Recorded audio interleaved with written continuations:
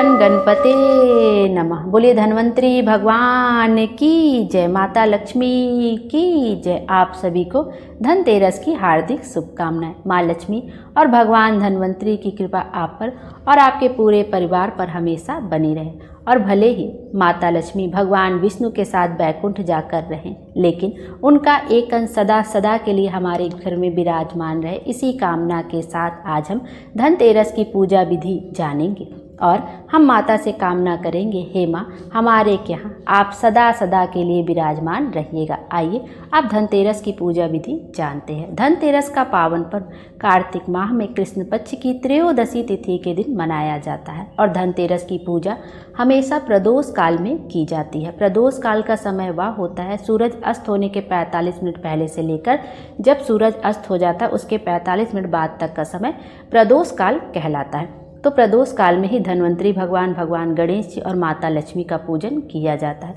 जो भगवान धन्वंतरी जी हैं वो भगवान विष्णु का ही स्वरूप हैं। जब समुद्र मंथन हुआ था तो भगवान धन्वंतरी जी अमृत कलश और हाथ और जड़ी बूटियों के साथ प्रकट हुए थे। तो इसलिए इस पूजा में भगवान के साथ धन्वंतरी भगवान के साथ जड़ी बूटियों का भी पूजन किया जाता है। उनको जड़ी बूटियाँ भी समर्पित की जाती हैं।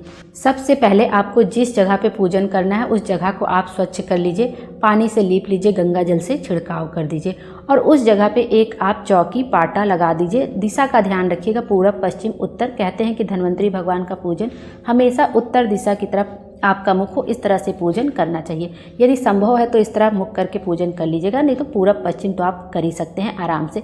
तो इस तरह से चौकी बिछा लीजिए। आप वहाँ चाहें तो नीचे अच्छे सा चौक भी पूर सकते हैं। चौक हमेशा आपको आटे और हल्दी से ही पूरना चाहिए, रंगोली से नहीं। नीचे आपको जो आपने पाटा रखा है उसके नीचे आप चौक पूर सकते हैं और आटे और हल्दी पूरेगा। रंगोली का उपयोग नहीं करना चाहिए, आप अष्टदल जैसा भी बना सकते हैं। इस तरह चौक पूर के आपको उसके ऊपर पाटा रखना है।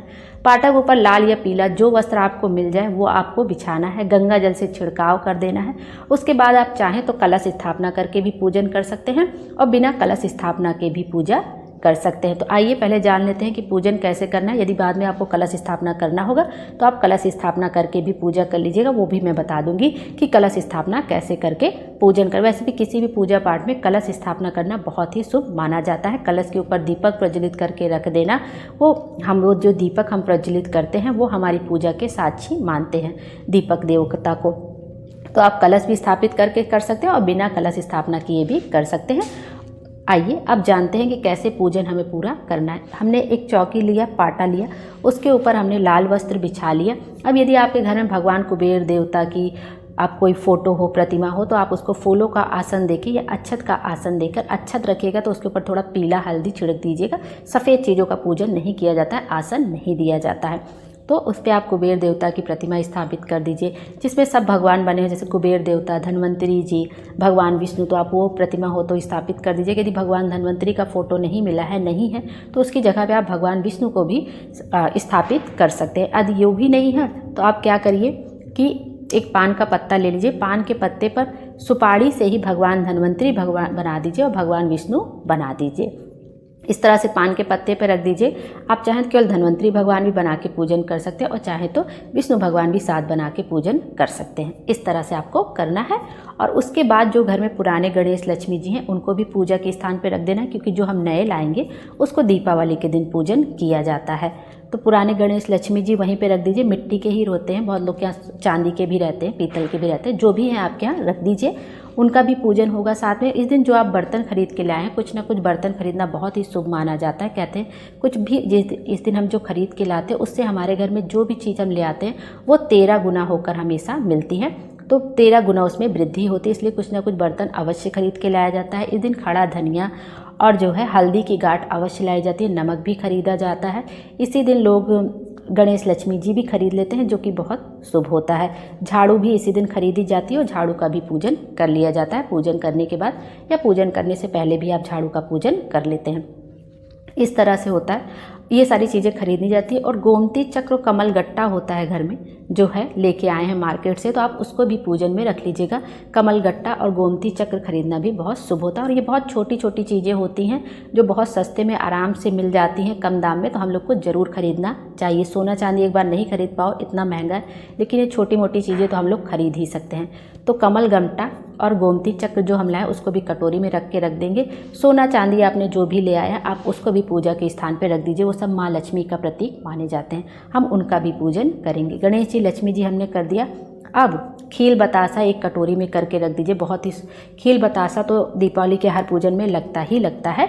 जो लावा होता है वो धन का भंडार माना जाता है, तो लावा से छिड़काव किया जाता है माता के ऊपर, उनको समर्पित जरूर किया जाता है। तो खील बतासा भर के रख लीजिए। एक प्लेट में खड़ा धनिया करके रख लीजिए, उसमें हल्दी की गांठ करके रख लीजिए। ये सारी चीज़ें आपको ज़रूर से ज़रूर पूजा में शामिल करनी है। गोमती चक्र कमल गट्टा। अब आइए गणेश जी का पूजन करते। पहले सबको जल से आप स्नान करा दीजिए। स्नान भाव के साथ जल लेकर, फूल में थोड़ा सा जल लेके आप स्नान करा दीजिए पूरा। उसके बाद सबसे पहले गणेश जी का पूजन करेंगे। विघ्नहर्ता गणेश जी का ही सबसे पहले पूजन किया जाता है। तो गणेश जी का पूजन करने के लिए आप उनको रोली लगा दीजिए, चंदन लगा दीजिए, हल्दी लगा दीजिए, अच्छा समर्पित कर दीजिए, फूल समर्पित कर दीजिए, उनको दूर्वा समर्पित कर दीजिए, 11, 21, 51 जो मिल जाए वो समर्पित कर दीजिए, वस्त्र स्वरूप कलावा समर्पित कर दीजिए और साथ में दूर्वा जरूर समर्पित करिएगा उनको। और एक पान के पत्ते पे खील बतासा रख के, लौंग इलायची सुपारी रख के उनको ज़रूर से ज़रूर समर्पित कर दीजिए। इसमें से जो मिल जाए वो ज़रूर समर्पित करिएगा, जो ना मिल जाए आप जाने दीजिए, भगवान से भाव के भूखे हैं। तो ये सारी चीज़ें पान के पत्ते पे रख के गणेश जी को समर्पित कर दीजिएगा। उनको लड्डुओं का भोग बहुत प्रिय है, तो लड्डुओं का भोग लगा दीजिएगा। और कुछ नहीं है तो फिर घर में गुड़ शक्कर जो भी है, मिश्री है, उसका भोग लगा दीजिएगा। इस तरह से आपने भगवान को भोग लगा दिया, गणेश जी की पूजन हो गई। अब हम कुबेर देवता की, भगवान विष्णु जी की, धन्वंतरी जी का पूजन करेंगे। यदि आपने प्रतिमा रखी है तो आप उस पर वस्त्र स्वरूप कलावा समर्पित कर दीजिए। जनेऊ हो तो जनेऊ समर्पित कर दीजिए, जो भी हो वो समर्पित कर दीजिए। नहीं है तो फिर कोई पीला वस्त्र है तो आप वस्त्र रूप वो समर्पित कर दीजिए, नहीं तो कलावत हो गई, वस्त्र रूप कलावा समर्पित कर दीजिए। पीला चंदन भगवान को बहुत प्रिय है तो पीला चंदन लगा दीजिए, हल्दी लगा दीजिए। इस तरह से भगवान का पूजन कर लीजिए। और धन्वंतरी भगवान को भी ऐसे पूजा कर दीजिए, अच्छा छिड़क दीजिए, थोड़ा थोड़ा पुष्प समर्पित कर दीजिए। और भगवान को जनेऊ हो तो जनेऊ समर्पित कर दीजिए। इस तरह से भगवान धन्वंतरी जी का भी पूजन कर लीजिए और भगवान विष्णु जी का भी पूजन कर लीजिए। अब माता लक्ष्मी जी का पूजन करते हैं। माँ लक्ष्मी जी को लाल रंग की चुनरी हो तो लाल रंग की चुनरी उड़ा दीजिए और माँ लक्ष्मी जी को हल्दी कुमकुम जरूर लगाइएगा। तो हल्दी कुमकुम माँ को जरूर लगाइएगा। लाल रंग का फूल मिल जाए या कमल का फूल मिल जाए तो माँ लक्ष्मी जी को जरूर से ज़रूर समर्पित करिएगा। लाल रंग के फूल में गुलाब का, गुड़हल का जो भी मिले आप माँ को समर्पित कर सकते हैं। कमल का फूल मिल जाए तो बहुत अच्छी बात है, आप माता को वो समर्पित कर दीजिएगा, अच्छा समर्पित कर दीजिएगा। जो खील बतासे वो हर जगह समर्पित कर दीजिएगा। और जो भी आपने सामग्री रखी है, कमल गट्टा बोल रही, जो कौड़ी आपने रखी है, गोमती चक्र रखी है, उस पर भी हल्दी कुमकुम से टीक दीजिएगा। जो आपने सामान रखा है, बर्तन लेके आए, उस पर हल्दी कुमकुम से टीक दीजिएगा। जितना भी आपने पूजन का सामान रखा है, बर्तन है, नया जो आपने सामान सोने चांदी का खरीदा है, सब लक्ष्मी जी के स्वरूप हैं, तो आप उनको भी हल्दी कुमकुम से टीक दीजिएगा। सब में खील बतासे थोड़े थोड़े भर दीजिएगा, थोड़ा थोड़ा डाल दीजिएगा। जैसे माँ लक्ष्मी के ऊपर थोड़ा सा उसका ऐसे ऊपर से उनके ऊपर खील बतासे डाल दीजिएगा। उनके ऊपर धन की ऐसे वर्षा वो करती रहती है ना, तो हमें खील बतासों के उनके ऊपर वर्षा कर देनी है, ऐसे करके डाल देना है। थोड़ा गणेश जी भगवान के ऊपर तो हमने पहले ही चढ़ा दिया है, भूल गए हैं तो फिर से चढ़ा दीजिएगा। दोबारा चढ़ा देने से कोई गलती नहीं हो जाती हमसे, तो फिर से चढ़ा दीजिए। जो बर्तन है उसमें डाल दीजिए। और क्या बोलते हैं, गोमती चक्र है, कौड़ी है तो वहाँ डाल दीजिए। खड़ा धनिया का जो कटोरी है आपने गांठ रखी तो उस पर भी टीक दीजिए। हर जगह ऐसे हल्दी कुमकुम टीक दीजिए। धूप बत्ती जला के रख दीजिए। और एक चीज़, सॉरी, मैं आपको मेरे दिमाग से उतर गया, सबसे पहले दीपक प्रज्वलित करके रख दीजिएगा। यदि आप कलश स्थापना किए हैं तो कलश पर दीपक प्रज्वलित करके रख दीजिएगा। नहीं तो अगर आपने कलश स्थापना नहीं की तो एक दीपक प्रज्वलित करके साइड में आप रख दीजिएगा या बीचों बीच रख दीजिएगा। वो दीपक जब तक जलेगा जब तक पूजन चलेगा। दीपक हमेशा साक्षी होते हैं हमारे पूजा पाठ के। तो सॉरी, मेरे दिमाग से पहले निकल गया था, मैं कलश बताने लगी तो उसमें दीपक के लिए, इसलिए मेरे दिमाग से स्किप हो गया। तो दीपक जरूर प्रज्वलित करके रखिएगा, उसके बाद ही कोई पूजन शुरू करिएगा। दीपक प्रज्वलित कर दिया, फिर सारा पूजन हमको ऐसे ही करना है। तो दीपक प्रज्वलित करके रख लिया, फिर सारा पूजन ऐसे कर लीजिएगा। खील बतासों का आपने भोग लगा दिया। मिठाई का भोग जो भी होगा ज़रूर लगाइएगा। इस तरह से मिठाई का भोग लगा दीजिएगा। और जो भी फल है आपके यहाँ, पंच फल या ऋतु फल जो भी है, जो भी आजकल मौसमी फल आ रहे हैं, उसका भोग जरूर लगाइएगा। जो भी ना मिले उसके लिए परेशान मत होइएगा, जो मिल जाए उससे भोग जरूर लगा दीजिएगा। और सबसे ज़रूरी है अब भगवान धन्वंतरि को कि जो है वो जब समुद्र मंथन से प्रकट हुए तो जड़ी बूटियों के साथ, अमृत कलश के साथ प्रकट हुए, तो उनको जड़ी बूटियाँ जरूर समर्पित की जाती है। जैसे जो घर में गरम मसाला होता है, तेज पत्ता है, बड़ी इलायची है, छोटी इलायची है, लौंग है, इलायची है, और क्या बोलते हैं अदरक है, जीरा है, और एलोवेरा है, नीम की पत्ती है, कड़ी पत्ती है, ये सारी चीज़ें आप एक प्लेट में करके भगवान धन्वंतरि को समर्पित कर दीजिए। इसमें से जो भी हो आपके पास, जरूरी नहीं कि जितना मैंने बताया उतना ही, जो भी आपके घर में इजली हो, काली मिर्च हो, जो भी भगवान धन्वंतरि को सब समर्पित कीजिएगा। सब समर्पित करने के बाद जल से आचमन जरूर दीजिएगा।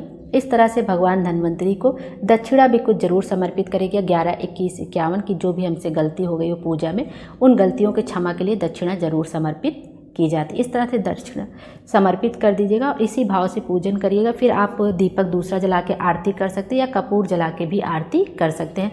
लेकिन जो है, जो दीपक आपने प्रज्वलित करके रखा है उससे आरती मत करिएगा, उसको हटाइएगा नहीं। ये सारी सामग्री अगले दिन ही विसर्जित की जाएगी, इस दिन नहीं इस सामग्री को हटाया जाता है। जो आपने प्रसाद चढ़ा है वो आप लेके पा सकते हैं, उसको आप स्वयं ग्रहण कर सकते हैं, अपने घर परिवार में बांट सकते हैं, लेकिन अगले दिन ही ये सारी चीज़ें हटेंगी, उस दिन मत हटाइएगा। इस बात का ध्यान रखिएगा।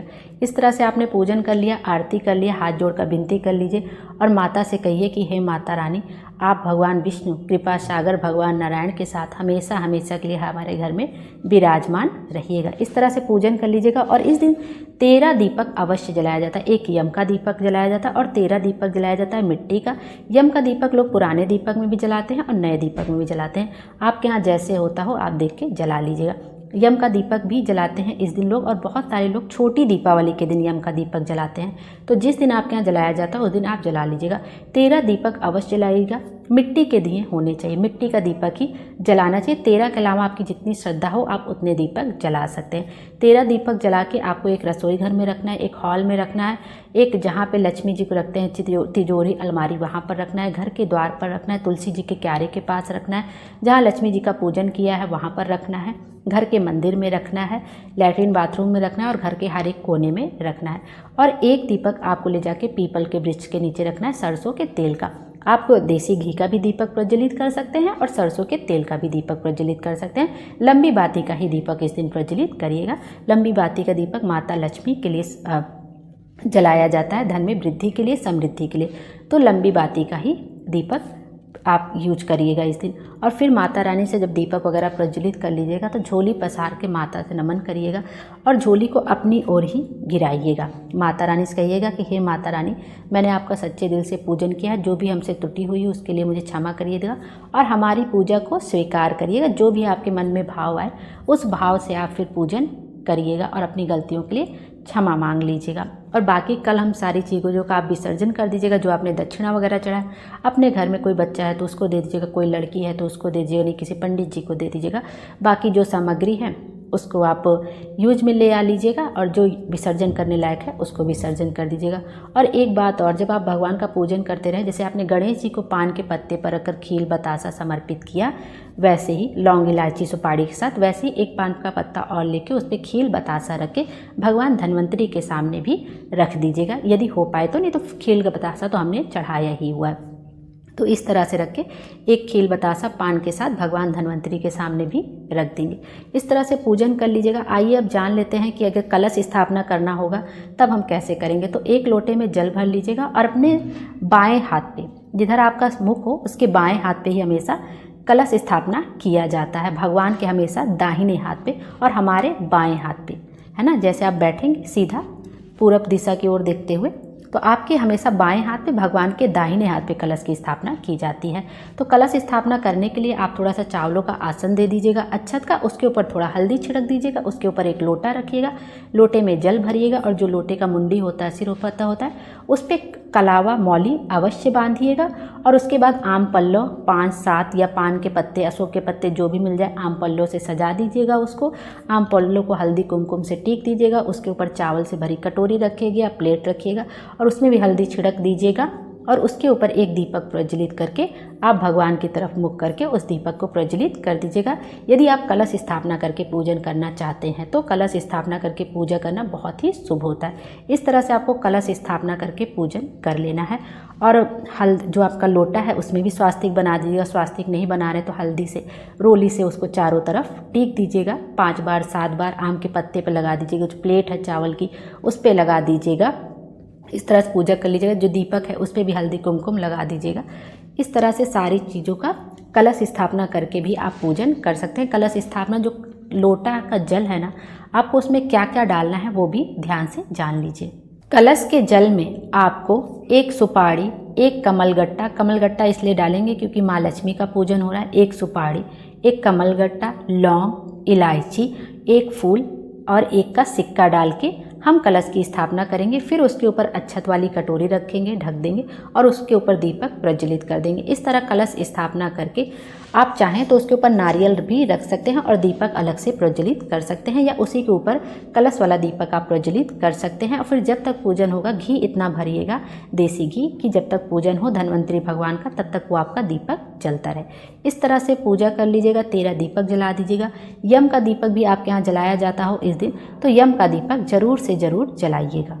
यम का जो दीपक होता है वो अकाल मृत्यु से बचने के लिए और सभी विघ्न बाधाओं से दूर रहने के लिए यम का दीपक जलाया जाता है। और यम का दीपक हमेशा रात्रि के समय जलाया जाता है, जैसे 7 बजे से लेकर रात में 10-11 बजे के बीच में ही जलाया जाता है ना। बहुत रात की जाती है, रात कर देंगे तो ठीक है, लेकिन बहुत शाम से शुरू नहीं किया जाता है। तो आप 10-11 बजे जब घर के सब लोग अंदर आ जाए तभी यम का दीपक जलाया जाता है। और घर का कोई बड़ा सदस्य ही यम का दीपक जलाता है। कोई स्त्री पुरुष चाहे जो हो जला सकता है, घर का बड़ा सदस्य ही जलाता है। एक ही दीपक जलाया जाता है, उसमें 2 बाती लगाई जाती है, सरसों का तेल डाला जाता है। और आटे का दीपक भी आप बना सकते हैं या मिट्टी के दीपक में भी यम का दीपक जला सकते हैं। पुराना दीपक भी यम दीपक जलाने में उपयोग किया जाता है। बहुत जगह नया यूज करते हैं, बहुत जगह पुराना। तो आप देख लीजिएगा जिसमें भी जलाएंगे वो अच्छा ही होगा, चाहे आप पुराना लीजिए चाहे नया। जिस आपके यहाँ जो पहले से मान्यता चली आ रही है उसके अकॉर्डिंग ही करिएगा। तो उसमें सरसों का तेल डालते हैं और 2 लंबी बाती लगाते हैं तो वो चौमुखी दीपक हो जाता है।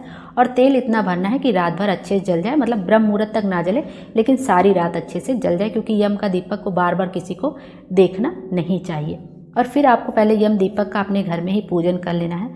घर के अंदर एक जगह साफ़ कर लीजिएगा, जल से पोंछ लीजिएगा, वहाँ पे यम का दीपक रखिएगा। उस जगह को पहले पानी से अच्छे से पोंछ लीजिएगा। फिर वहाँ पे स्वास्तिक बना दीजिएगा, रोली से, हल्दी से या रंगोली से आप स्वास्तिक बना दीजिएगा। उसके ऊपर कुछ अक्षत के दाने रख दीजिएगा या गेहूं के दाने रख दीजिएगा। फूलों का आसन दे दीजिएगा। फिर उसके ऊपर उस दीपक को रख दीजिएगा। दीपक की पूजा कर लीजिएगा। रोली, चंदन, फूल, खील, बतासे, इससे पूजन कर लीजिएगा। और जितने लोग हैं घर के सब लोग 1-1 का सिक्का ले लीजिए, 5 या 10 का। उसी जो यम का दीपक है उसके ऊपर से वार के ऐसे साइड में एक किनारे रख दीजिएगा। बाद में उस सिक्के को हम किसी को दान कर देंगे। उस सिक्के को उपयोग में कभी नहीं लाया जाता। दीपक के अंदर आपको 1 का सिक्का, कौड़ी और काली तिल या सफ़ेद तिल आपको जो मिल जाए उस दीपक के अंदर आपको डालना है। उस दीपक के अंदर 1 कौड़ी जरूर डालिएगा, 1 का सिक्का जरूर डालिएगा, काली तिल या सफ़ेद तिल जो मिल जाए आपको उस दीपक के अंदर डाल देंगे। इस तरह घर के सब लोग दीपक का पूजन कर लेंगे। जब सब लोग पूजन करें, जो भी कोई पूजन करे तो घर के लोगों को आसपास ही होना चाहिए। इस तरह से आप पूजन कर लीजिए। फिर उस दीपक को हम घर के बाहर रखते हैं। घर के बाहर उस दीपक को ले जाएं और चावल के कुछ दाने या गेहूं के कुछ दाने या फूलों का आसन देकर दीपक को रखना चाहिए। और दीपक रखते समय आपका जो मुख है वो आपका दक्षिण दिशा की ओर होना चाहिए। दक्षिण दिशा की ओर आपका मुख होना चाहिए। ऐसे दक्षिण दिशा की ओर देखते हुए आपको दीपक रख देना है और फिर दीपक का आपको आचमन कर देना है। घर के बाहर रखना है, दक्षिण दिशा की तरफ अपना मुख करके ही रखना है। इस बात का ध्यान रखिएगा। और दीपक को रख के हाथ जोड़कर प्रार्थना कर लीजिएगा कि हे यम दीपक जी, हम आपका दीपक जला रहे हैं तो हमारे घर से ये बुरी बालाएं दूर जाएं और हमारे घर में सब अच्छा हो, शुभ हो, कोई बुरी परेशानी ना आए। इस तरह से आपकी जो भी प्रार्थना हो प्रार्थना करिएगा और घर के अंदर आ जाना है। और फिर दीपक को घर के अंदर नहीं लेके आना है, वहीं बाहर जब दीपक ठंडा हो जाएगा तो अगले दिन बाहर ही बाहर दीपक का विसर्जन कर देंगे। और दीपक रखने के बाद आपको बार बार पलट कर देखना नहीं है दीपक को। मतलब एक बार आपने दीपक रखा तो आप अंदर आ जाइएगा और दीपक को पलट के देखिएगा नहीं। यदि आपको लगता हो कि दीपक कहीं बुझ ना जाए तो आप किसी चीज़ से उसको ढक दीजिएगा, जाली वगैरह से या लालटेन के शीशे, तो आपका दीपक जलता रहेगा। और ऐसा तेल भरिएगा कि रात भर जले, एकदम सुबह तक ना जले, किसी की नज़र आग के दीपक पे ना पड़िएगा। 10 बजे के बाद ही इस दीपक को जलाया जाता है और घर के सब सदस्य आ जाते हैं, तभी इस दीपक को जलाना उचित होता है। तो इस तरह से आपको यम का दीपक जलाना है और दीपक रखने के बाद पलटकर देखा नहीं जाता है, इस बात का ध्यान रखिएगा। यह दीपक जो है अकाल मृत्यु से बचाता है और घर में आई बुरी परेशानियों को दूर करता है, विघ्न बाधाओं को दूर किया जाता है। इसलिए यम का दीपक धनतेरस के दिन जलाया जाता है। दक्षिण दिशा की ओर जरूर रखिएगा, यम देवता का नाम ले लीजिएगा, यम का नाम लेकर आपको यह दीपक प्रज्वलित कर देना है। यह थी आज की वीडियो और मैंने कोशिश की है कि आपको सारी चीज़ें बता सकूं। तब भी मुझसे कोई त्रुटि हो गई हो तो क्षमा करिएगा और उम्मीद है आपको यह वीडियो अच्छी लगी होगी। Thank you.